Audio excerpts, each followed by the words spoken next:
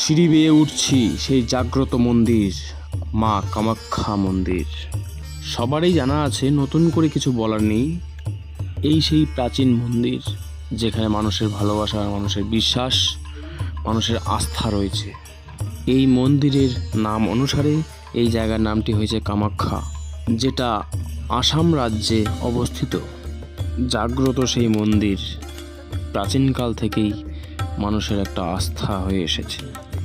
এই জায়গার বাস্তবিক রহস্য নতুন করে কিছু বলার নেই, আপনাদের সবারই জানা রয়েছে। মন্দিরের গেট দিয়ে ঢুকেই সুবিশাল এই সিংহ দাঁড়িয়ে রয়েছে।